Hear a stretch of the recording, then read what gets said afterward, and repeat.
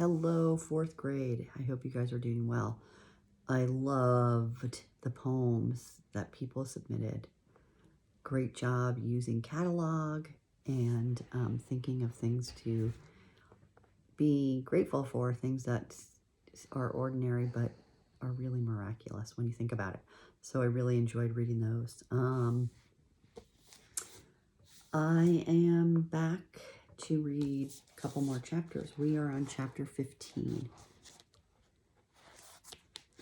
All right, last thing that happened was she had found a friend, Thaddeus.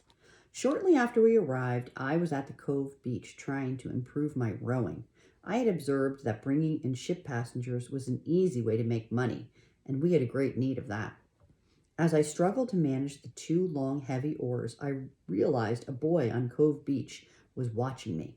I tried to ignore his gaze, but when I managed to get back to shore and needed to walk by him, he called out, "Having trouble rowing?" "What business is it of yours?" I replied, thinking he was about to mock me. Yeah," he said, "you're a girl?" Let it be recalled that my knowledge of boys other than my brother was slight. Such an experience as I had at Mrs. Colbert's Academy of Dancery was not positive. So when this boy said, "You're a girl," my retort was, "So what if I am?" His response was, "I've got a sister who rows right enough. I'm willing to bet I can teach you." Why make it a bet? Bets make things interesting. Besides, I'm always broke. Where is your sister? Back east in Maine. Rowing is what we do. What would the bet be? If I can teach you rowing, you stake me at the gambling tables. For how much? Say $2 worth, gold or coin. What's your name? I asked. Thaddeus. You can call me Thad. Why are you sitting here? Just taking a break. I'm a clerk at the Howard and Mellis store. He pointed. Right there. I considered this boy. He was tall and gawky with unruly ginger hair, a splish-splash of freckles on his cheeks, and ears large enough that they might have served as flying jibs on a sailing ship. 15 years of age, as I would learn, he was rather clumsy, as if not yet accustomed to his own size. His earnest awkwardness made me smile. He rather reminded me of a scarecrow that was poorly stuffed with straw. But since I really wanted to learn how to row, I decided not to waste this opportunity. If you can teach me, I responded, I'll stake you. So it was that Thad instructed me and did so with some impatience. No, hold your hands this way, not that. But while he could be critical, there was no condescension. When he reminded me of the bet that he could teach me to row, which assuredly he had won, I gave him $2 in gold grain. He went promptly to the gaming tables and lost it. I watched him do so. He might as well lost the gold, but he won my friendship. Whenever I'd seen him at the Cove, he'd offer more lessons, but he never asked me for money again. I learned more about Thad. His mother and sister had yet to arrive from back east. His father was a printer from the city newspaper, the Alta California, for the city newspaper. Thad was not one to often smile or frown, but maintained an amiable face with a mirror smooth calmness. He spoke little, but when he did, it was with purpose. He was near my age, and I liked him because when I talked, he was willing to listen. In my life's experience, not many boys cared about what I had to say. He, I think, enjoyed my chatter. I appreciated his calm, an easy kind of counterweight. To my exuberance, he had composure. In boat terms, that gave ballast to us both and kept our ship of friendship on an even keel. As I learned, Thad was far from perfect. While happily he did not drink, like most everyone else in San Francisco, he was fascinated by gambling. He loved to wander about the gambling halls. The Mercury Saloon, being nearest to his work, was his favorite. Once there, he would gaze upon the thousands of dollars worth of stacked coins and heaped gold grains. By then, I had learned that his family had been quite poor in Maine.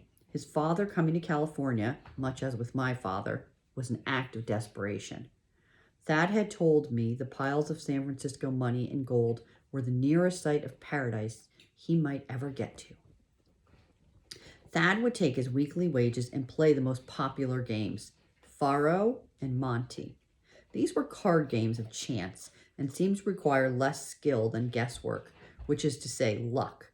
They were fast games, and money came and went rapidly. Sometimes Thad won, once as much as $100. More often, he would lose. It was when he played that he showed the most emotion. I came to see he loved the elation of taking risks. At times, I even felt obliged to trail after him to make sure he did not throw away all of his wages. It's a waste of money, I kept telling him. Taking chances, he added. He returned, adds excitement. And I might just win big. Spending more time with Thad meant I spent less time with Jacob, which caused my brother to become unhappy about this friendship. I explained to Jacob that Thaddeus was not my sweetheart. There are few girls here, I said, and they're too snobbish to be friends with me, dismayed by my muddy boots and hard work. Thad accepts me as for who I am. I don't like him. Why? He's always going to the Mercury to gamble. Well, he's not going that much, and I'm keeping him from doing it more. Jacob, who could always find something to worry about, said, What's going to happen if Thad gets a hold of the money Father left us and gambles it all away? I won't let that happen, I insisted. But what if it does? Jacob, I repeated in some anger, I won't let that happen. Then came Monday, November 26, 1849. Rain had fallen for 5 straight days. When it finally paused, the mud was, in places, 4 feet deep. On California Street, a mule had tripped and then drowned in the mud. That early evening, Jacob was sitting outside our tent, staring out over the bay. He was whistling a sad melody over and over again while continually toying with that election coin Father had given him. It was damp and chilly. The rain was pattering down like the tip-tapping of nervous fingers. Having something to tell him, I sat down next to him. What's the song you're whistling? It's called I Often Think of Writing Home. He turned the token over a few times. I heard some miners singing it at the post office. It's a sad song. After being quiet for a while, he said, Look at all those ships. He was gazing down at Rotten Row. There must be 500 of them now just sitting there, like me. A couple are about to go east. Wish I was going. Having learned only to listen when he complained this way, I said nothing. He went on. I heard ship captains are offering tons of money to hire on sailors so they can sail back east, except no one wants to go back east. Some captains are even going to crimp for crews. I asked, what does crimp mean? Captains who kidnap people to get sailors. At least I'd go somewhere. Jacob, I cried with exasperation, no one is going to kidnap you. See that ship? He pointed to a 2-mast ship, the kind called a brig. She's the Yankee Sword. She's going to sail for Panama in a few days. Some kid told me the captain's looking for a cabin boy. I was thinking, he went on, I should sign up, get away from here and make some money while doing it. And when I get back, Mother might be here, or Father. They'll never hire a boy like you, I told him. They might, he said wistfully. I thought, I wish you would go, but instantly I was ashamed of myself.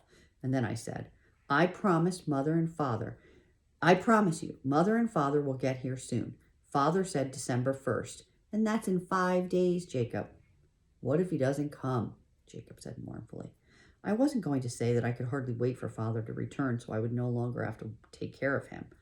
Jacob was silent for a while, and then he burst out, Tori, what if they don't ever come? It was his old unhappy refrain.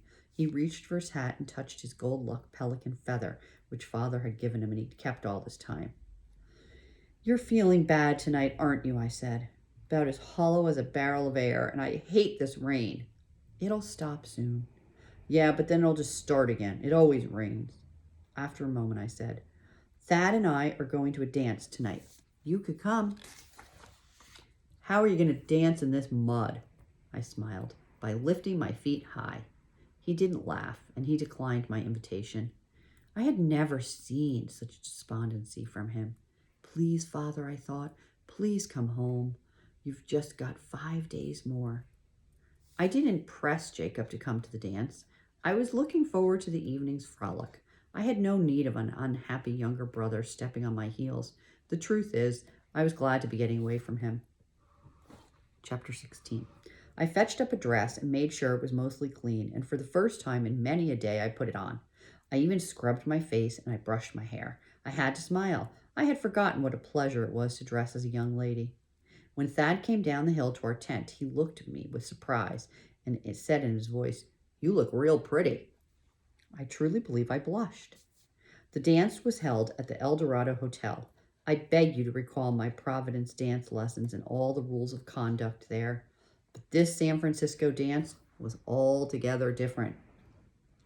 When Thad and I got there, the gambling tables had been pushed to one side. A fiddler and a banjo player were seated on the bar playing music, pausing only now and then to dive like horses into their feeding bags into buckets of drink. "What kind of music is this?" I asked Thad. "The polka," he said. "It's all the rage." It seemed wild. Great wide steps with much whirling about at a rapid rate. Many people were caravatting. But since there were not many women or girls in San Francisco, most of the men were dancing with men. Nor were these men dressed in the fashion as in Providence, but in regular miner's garb. I'd like to say at least they were clean, but not so. As for the noise, the carrying on brought nothing but constant noise, and no cats in sight, which is what they sounded like. It was a rather continual hooting and hollering and shouting, sometimes screams of elation as well. And as for drinking, there were bottles and jugs and barrels constantly being lifted up and imbibed. No tea being drunk either, but not by me or Thad. No sooner did I appear at the dance's room's threshold than I was truly rushed. No dance cards. It seemed as if 3/4 of the men asked me to dance. To my relief, Thad held them off, at least at first, while he commenced to teach me how to do the wild thing called the polka. As for a polka, it was a dance designed for Thad's long legs, sharp elbows, and knees. It was as if he came to a new life as a whirligig. He spun me about, and I became breathless, altogether hitty-giddy. Yet the look on Thad's face was almost perfectly calm. "Can't you ever smile?" I thumbed. "Thought I was," he declared. I truly believe he didn't know how. While I danced at least 30 times with Thad, I also danced with 30 other men who, let it be said, treated me with great respect. All in all, this was nothing like Mrs. Colbert's Academy of Dancery. It was a riot set to music, though I could barely hear the tunes. I loved it. In my exuberance after the dance, as Thad walked me back to the tent, we made plans, since he had the next day off, that we would go down to the bay in the morning and do some fishing and some crabbing. Without much eagerness, I added, "I suppose I should ask Jacob." "Do you have to?" "Think so," I returned, but I was annoyed. With Thad or with Jacob, I can't exactly say. When I got back to the tent, exhausted but happy, I stepped right behind my curtain, glad Jacob was asleep so that neither of us was obliged to talk. In any case, I wished to recall the evening alone. Once on my bed, I believe I re-danced every dance that night. How wonderful to frolic. In the morning, I got up early, reclaimed my miner's garb, bent over Jacob, and told him where Thaddeus and I were heading. "Do you want to come?" "No," he said, rolling away from me. He was being his usual bad temper, making it clear that he wished he had nothing to do with Thad. I, still full of my elation from the night before, thought, why should I let Jacob diminish my joy? I made one of my quick resolutions. I had done my duty. I let him sleep. Shortly thereafter, Thad arrived at our tent. It was yet partly dark, but he had brought an oil-lit lantern. We went down to the cove. After selecting a boat which had oars, Thad and I headed down bay. I don't know how many miles we both rode or how long it took, but we caught 4 salmon and fetched up a basket of crabs. With no rain or fog and a warm sun, it proved to be altogether a charming day. How blessed is the blue sky! Let it be said that I was quite aware that I could never have spent such a time back east. A frothy dance, a morning float down the calm bay, fishing, crabbing, with a boy who was a friend. Next day, I'll work with Mr. Lyle, a carpenter, and make money since he's constantly building houses. How fine this all was. I felt as if I was no longer the person I had been in Providence. I had achieved all the independence I could ever want. My spirits were so elated that I raised my arms high and called out, I love San Francisco. Ah, said Thad, his main way of saying yes. All the time I felt obliged to return to Jacob, though. We should get back, I said. But no sooner did we start than what did I do? Rowing hurriedly, I snagged an oar on a rock so that it snapped in two. Thad jumped in the water and, being a good swimmer, retrieved the lost half, then climbed back on our boat, dripping wet. I used my knife, the one Father had given me, and tried to whittle a new blade from the stump of the remaining broken oar. Let me do that, said Thad. Frustrated, I gave the knife over, and though it was sharp, his efforts were no better than mine. So it was that we had to work our way to town with but one full oar, paddling the boat like a canoe. At times, the tides and current ran against us, so getting back to the cove seemed to take as long as sailing all the way to California from back east. It must have been close to midnight then, when Thad and I, holding our catch in our hands, trudged uphill to my tent. Thad's lantern had long expired. There was just enough moonlight for us to make our way home. Thad set the basket of crabs that he had been carrying down. I flipped the tent flap open and poked my head into the deep darkness. Jacob, I called. Sorry I'm so late. Our oar broke. We had to paddle home. But look, we caught some fish and crabs. Jacob? There being no response, I looked closer. Jacob was not in his bed. Chapter 17. I backed out of the tent. Jacob's not here. You sure? Thad poked his head in, only to retreat. Nope, he added. He's not here. Doubting myself, I looked a second time. Jacob was not there. Where do you think he went? He must have gotten tired of waiting for me and went to a friend. Though, as I said that, I knew my brother had few friends, and those he had were not people I knew. I did look up and down the hill, but as far as I could see, the dreary mud street paths were desolate. Nearby tents were dark. A tent farther off was lit from the inside, glowing, but I didn't think Jacob, being shy, was likely to seek refuge with stranger. I felt uneasy. Want to find him? Across the way, Senor Rosales' restaurant, where Jacob often was, stood closed down for the night. Since the cafe had no door, I crossed over and peeked inside. Senor Rosales was asleep in his coffin. There was no sign of Jacob. He'll be back, I said, feeling more annoyed than anything. Thad said, Gotta go. My old man will be fretting. I bet you're right. He'll show up in the morning. I didn't take the bet, but I did give Thad 2 fish. Your share, and take those crabs. Jacob doesn't like them. Thad pushed his fingers through the salmon gills and hefted the basket. Guess I need my lantern. I hung it over his free fingers. Sorry about your oar. Oh, it's nothing, he said, and he stepped away through the mud. After he went, he lifted the fish and let their tails wave goodbye to me. Got work tomorrow, he called. Me too, I called back, but we need to replace the oar. When I get some time, I'll come down to your store and get one. I watched him move uphill and soon disappear. I stood before the tent thinking about Jacob and where he might be. Downhill, I saw that Portsmouth Square, the center of the city, was yet abloom with lights along and shouting men and music. Since my brother had no affection for gambling or drinking, I was sure he had not gone to such places. Besides, at that late hour, I didn't think it was safe for me to go there, alone.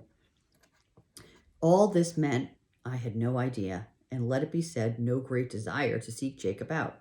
All the same, I just kept wondering, where is he? Standing in the darkness, the chill wind rising, I turned back to the tent and stared into it. This was something that Jacob had never done before. Of course, I had to acknowledge I'd never come back so late either.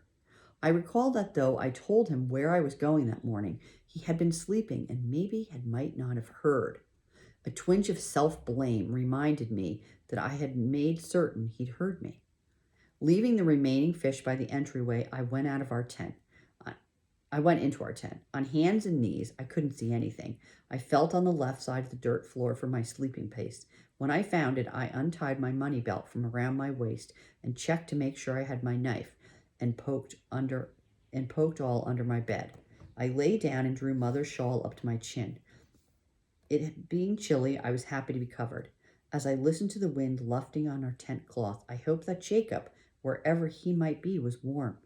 For a while, I thought about my day with Thad. I had so enjoyed it, not the least because I was free of clinging Jacob, though that thought brought me back to remember his idle chatter about seeking employment on a departing ship. Could he have done that? Not in a million years. Then where is he? I told myself he was not a baby, and in all likelihood I would see him in the morning, grumbling as ever. I told myself that he might as well have chosen to be away from the tent to vex me, to make me worry about him. So it was with that I pushed aside my feelings of uneasiness and rolled over to my right sleeping side. A few moments later, rain began to splatter hard against the tent cloth. It steadily beat, lulling me to sleep. As I began to drift off, Father's words came into my head. I'm depending on you to take care of the boy. Mother is depending on it. Is that clearly understood? My last waking thought was, nothing has happened to Jacob. Nothing. That comforting idea eased me into my sleep. Dun, dun, dun. That's pretty scary. Whew. We're up to chapter 18, which is about halfway through. So I'll read next. I hope you guys are enjoying the story. Probably concerned at this point, as am I. Post your comments because I like to hear what you say. And I hope you're all doing well. Take care.